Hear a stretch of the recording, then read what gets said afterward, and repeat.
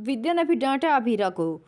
ये रिश्ता क्या कहलाता है कि अपकमिंग एपिसोड की लेटेस्ट न्यूज़ लेके आ गई दोस्तों। जहाँ आने वाले एपिसोड्स में आप देखेंगे कि जब सब घर वाले मिल के अभीरा को डांटने लगते हैं, अभीरा जो है वहाँ पे खड़ी होती है, वो अरमान से डिफेंस करने की कोशिश करती है और कहती है कि अरमान, मुझे लगा था तुम मेरी बात समझोगे, कि तुम मुझे समझते होगे, लेकिन यहाँ तो तुम भी मुझ पे बरस रहे हो। तुम्हें क्यों नहीं समझ में आ रहा? जब मैं तुमसे बात कर रही हूँ, मैं तुम्हें आराम से ही समझा रही हूँ, मैं कोई बदतमीजी नहीं कर रही हूँ। अरमान कहता है, एक तो तुम गलती करती हो, ऊपर से बहस करती हो और तुम जबान लड़ाती हो। अभीरा कहती है, ना तो मैंने कोई गलती की है जानबूझ के, जो कुछ भी हुआ मुझे उसका बहुत पछतावा है। मैंने रूही को कभी हर्ट करने की कोशिश नहीं की। उल्टा तुम मुझ पे ही इल्ज़ाम लगा रहे हो अरमान। मैंने जानबूझ के ऐसा कुछ भी नहीं किया है। इस बार मेरी गलती नहीं है।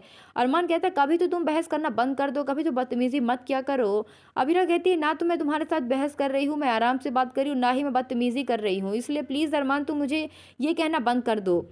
तभी वहाँ पे विद्या आ जाती है, जब दादी उसे कहती हैं कि उसे अगर अपनी बहू के साथ सख्ती बरतनी है और उसे अपनी लगाम में लेना है, तो अभीरा को जो है वो सबक सिखाना ही होगा। विद्या भी आगे बढ़ती है और कहती है कि आज तुमने जो जो कुछ भी किया है ना, तो वो बहुत बड़ी बात है। अगर आज रूही को कुछ हो जाता, जाने-अनजाने में अगर ये अनर्थ हो जाता तुम्हारी वजह से, आज अगर रूही को कुछ हो जाता है, वो तो अच्छा हुआ भगवान का कि उसे कुछ हुआ नहीं, वरना आज तो तुमने अपनी पूरी हद ही पार कर दी थी। अभीरा कहती है कि आप भी मुझ पे इल्ज़ाम लगा रही हैं, मेरी जब कोई गलती नहीं है, आप लोग मुझे ऐसा क्यों समझ रहे हैं? मेरी इस बार कोई गलती नहीं, मैंने जानबूझ के कुछ भी नहीं किया। अरमान उसे डाँटता और कहता है कि अभीरा, बहस करना बंद करो, कभी-कभी अपनी गलती मानना भी ज़रूरी होता है। अभीरा कहती है, जब गलती हो तब माना जाता है, मेरी तो कोई गलती ही नहीं।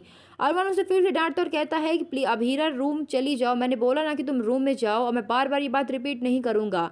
अभीरा वहाँ से चली जाती है और जैसे ही सीढ़ी के पास जाती है, उसे अरमान की बात याद आती है, जब अरमान ने कहा था कि तुम इस घर को भी कोर्ट रूम समझो, अपनी बात को तुम आराम से रखो, किसी से बदतमीज़ी मत करो, तुम्हारी बात जो है वो ज़रूर सुनी जाएगी।